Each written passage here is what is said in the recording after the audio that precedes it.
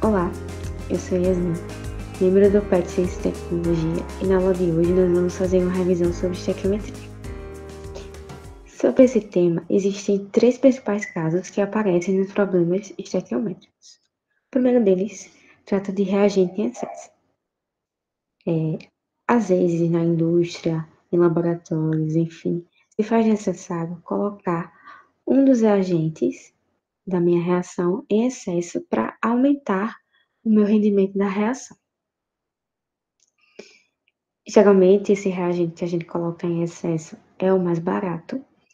Então, se tem um reagente em excesso, vai ter um reagente limitante, ou seja, um reagente que vai ser consumido totalmente na reação. Ele é esse reagente que limita a formação do produto. Por quê? Porque ele vai reagir totalmente. Então, no final da minha reação, eu vou ter o produto desejado e o reagente em excesso. O rendimento é algo um pouco parecido. Por exemplo, é muito difícil na indústria ou dentro de um laboratório que quando você coloca dois reagentes, por exemplo, eu tenho uma reação A mais B formando C. É muito difícil que no final, quando eu for olhar quando eu for analisar o meu meio reacional, só tenha apenas o composto C. Vai sobrar ainda resquícios de A e B. Por quê? É muito difícil eu conseguir condicionar o meu meio reacional de modo que a reação aconteça com 100% de rendimento. Por isso, é muito importante trabalhar cálculos estequiométricos que envolvam um rendimento menor do que 100%. Outro caso é o caso que trabalha a pureza dos reagentes. É muito difícil na indústria que determinado produto seja produzido com 100% de pureza. Você consegue 98, 95, 80%. Mas os 100% é muito difícil de se conseguir. Então, quando, por exemplo, alguém nos pede para preparar uma reação, uma solução, e determina a concentração da solução, eu preciso saber a pureza daquele reagente que eu vou utilizar, daquele composto que eu vou utilizar para preparar a minha reação, para que eu calcule de maneira correta a massa ou volume necessário do reagente puro, digamos assim, do reagente mais puro possível, para preparar a solução com a concentração que eu desejo. Tudo isso vai ficar mais claro com os exemplos. Então, vamos começar.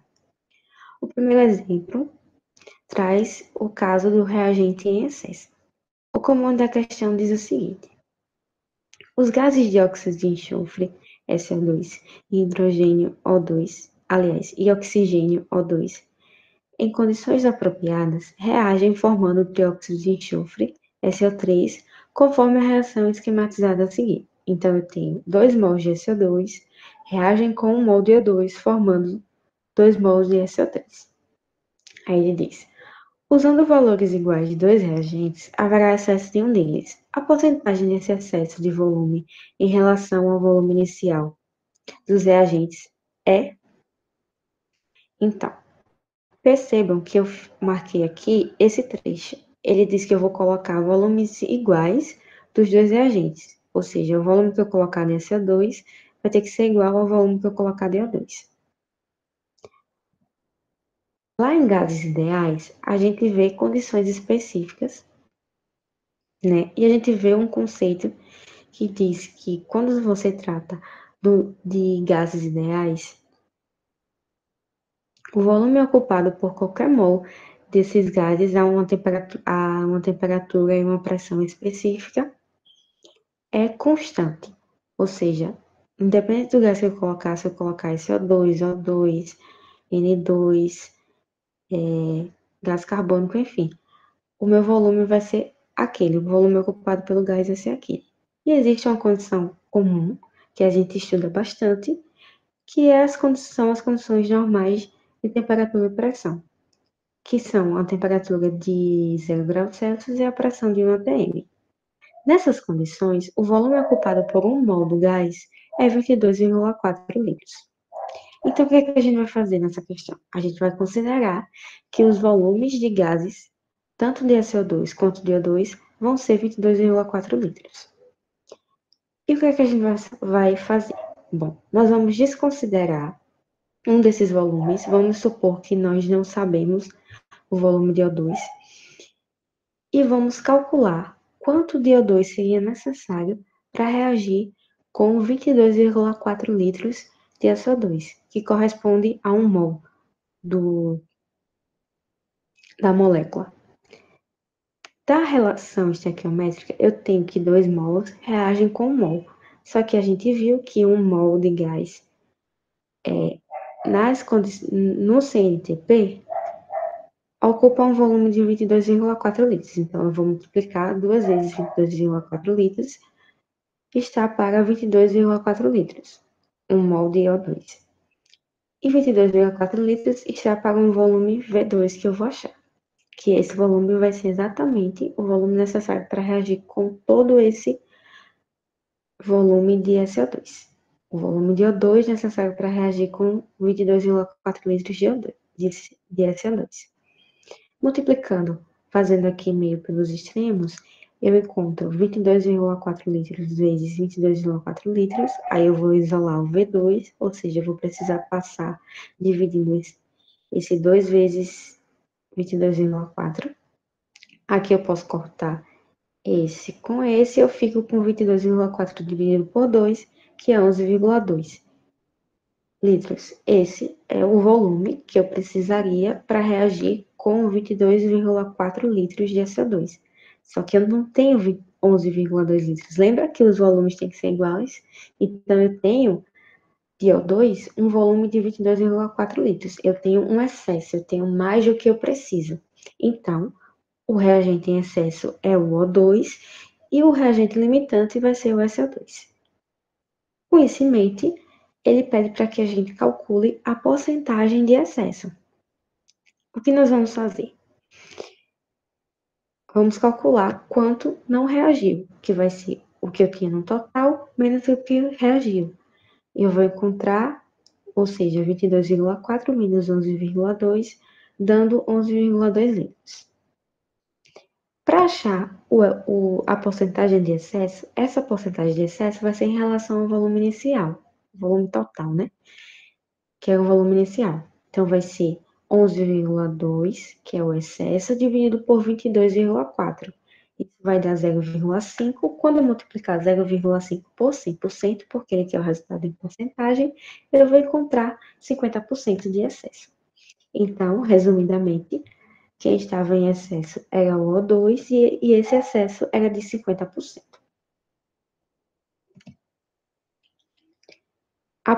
O próximo caso 2, ele diz o seguinte, que é o caso que envolve rendimento. Queima-se um saco de carvão de 3 kg numa churrasqueira, com rendimento de 90%. Quantos quilogramas de SO2 são formados? Bom, o carvão ele é formado majoritariamente por carbono solto. Aqui vamos considerar que ele é totalmente formado por carbono. Ele vai reagir com o oxigênio do ar, formando o CO2. A equação está balanceada, não é? E eu tenho que a minha relação de referência vai ser que 1 mol de carbono reage com 1 mol de O2. Como o meu dado foi dado em massa, né, em quilogramas, eu vou precisar achar a massa em gramas correspondente a 1 mol de carbono e a massa em gramas correspondente a 1 mol de O2 para usar como meu padrão, né, como a minha referência de relação, de proporção. Foi o que eu fiz aqui, calculei a massa molar de carbono, encontrando 12 gramas por mol, e a massa molar de CO2, que vai ser 12, porque eu tenho somente um átomo de carbono, mais 2 vezes 16. 16 é justamente a massa molar do oxigênio. Eu vou encontrar 44 gramas por mol. Esses dados, né, de massa molar dos átomos, você encontra em tabelas periódicas ou a sua questão vai dar, né, na sua prova. Então, eu vou ter que 1 mol, ou seja, 12 gramas de carbono, reagem com 1 mol de O2, ou seja, 44 gramas. Então, 3 quilogramas de carbono, que corresponde a 3.000 gramas, vai formar quanto de dióxido de carbono? Fazendo essa multiplicação aqui, meio pelos extremos, né, 3.000 vezes 44 e dividindo por 12, eu encontro 11.000 gramas. Só que ele me disse que o rendimento era de 90%. Esse valor aqui, essa massa aqui, seria correspondente a um rendimento de 100%. Então, se eu tenho um rendimento de 100%, basta que eu multiplicasse isso por 1, né? Mas aqui o rendimento é de 90%, ou seja, eu vou ter que multiplicar por 0,9, que corresponde em fração ao 90%, e eu vou encontrar 9.900 gramas. Como ele pede o resultado aqui, ó, em quilogramas, eu preciso passar para quilogramas, converter para quilogramas. Basta que eu divida por 1.000, porque 1 quilogramas tem 1.000 gramas. Dividindo por 1.000, eu encontro 9,9 quilogramas, que é justamente a letra D no gabarito na questão.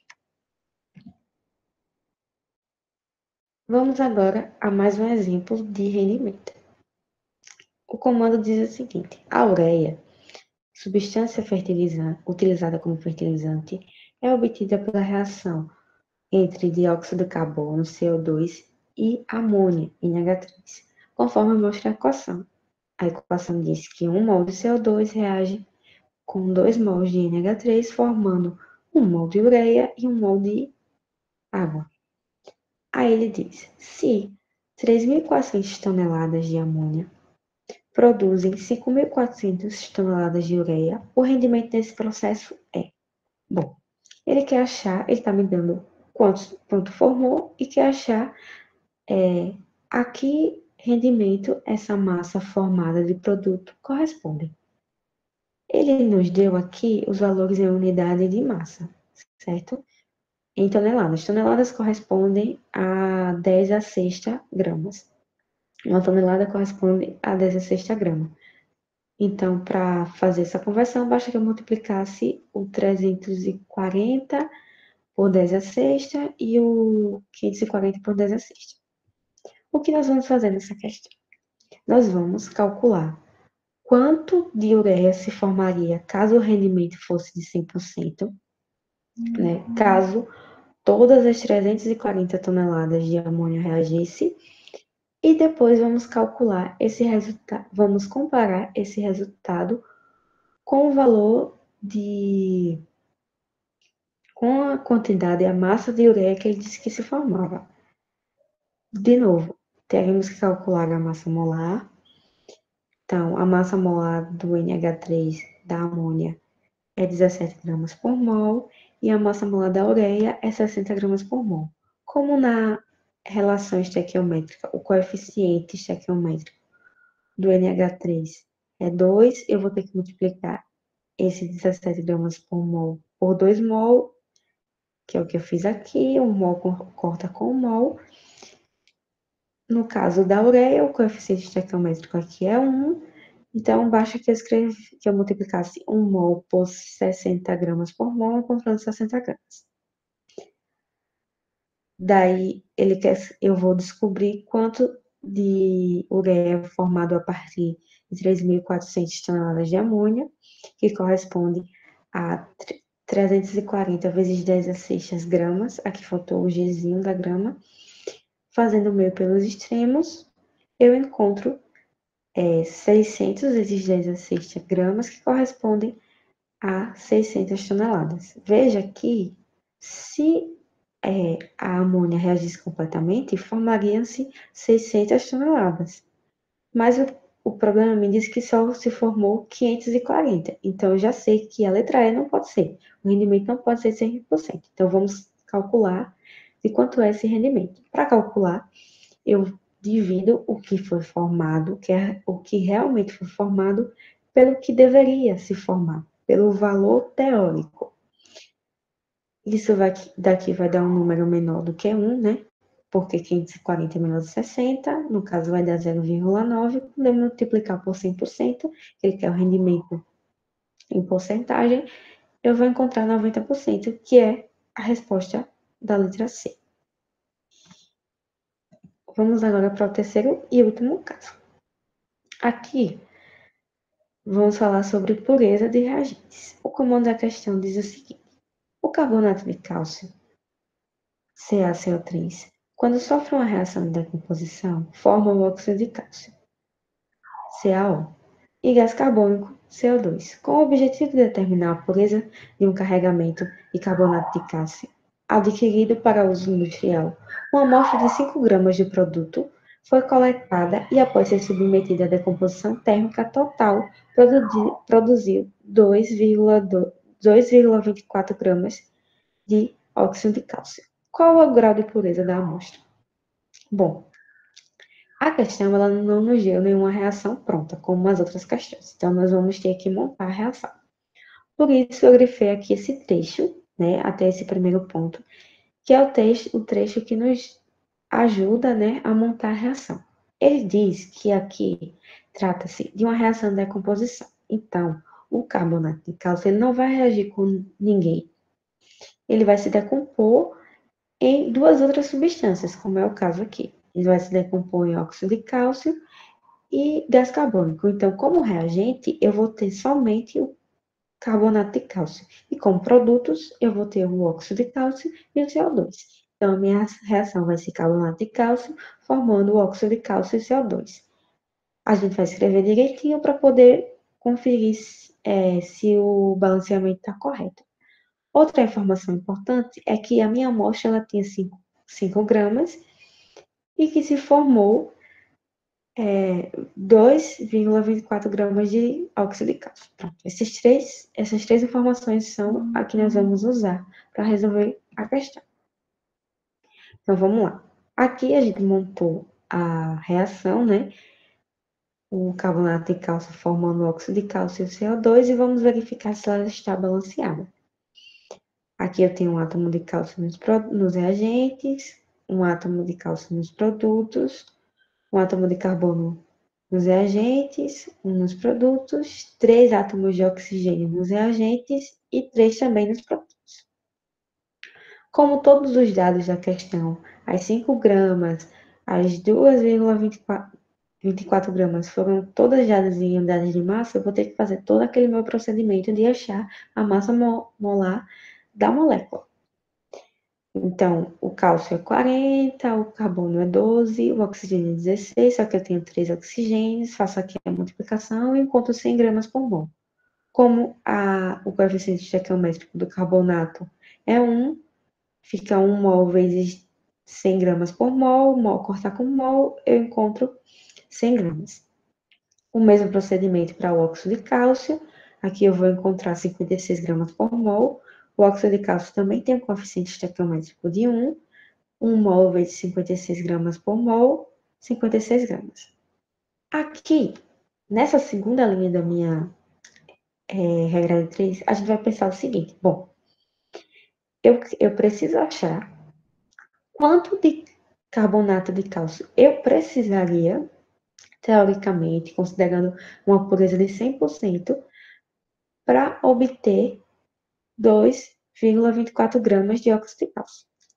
Quando eu achar essa massa de carbonato, eu vou comparar com a massa da amostra. E a partir disso eu vou dizer qual é a pureza, qual é a porcentagem de carbonato de cálcio na minha amostra. Porque pureza nada mais é do que isso, né? A porcentagem de determinado reagente no todo, né? No meu composto que eu estou analisando, no meu sólido, digamos assim. No caso, né? Então, vamos lá. Quando eu resolvi essa regra de 3, eu encontrei uma massa de 4 gramas de Ca de carbonato de cálcio. O que a gente já viu que o rendimento, que a pureza do reagente não pode ser de 100%, porque eu tenho uma massa de carbonato de cálcio necessária que é menor do que a massa total da amostra, que era de 5 gramas. Então, aí eu já sei que o meu rendimento é de 100%, então eu vou ter que achar qual é esse rendimento. Faço de novo um coeficiente, então eu vou achar que 4 gramas corresponde a 0,9 vezes 5 gramas, ou seja, o resultado desse coeficiente é 0,9. Quando eu multiplicar por 100, aliás, é 0,8. Quando eu multiplicar por 100%, eu encontro 80% de rendimento, aliás, de pureza. Então, a minha amostra ela é composta por 80% em massa de carbonato de cálcio. Com esse exemplo, nós encerramos a aula de hoje. Muito obrigada a todos. Fiquem atentos às aulas que estão sendo postadas no canal e até a próxima.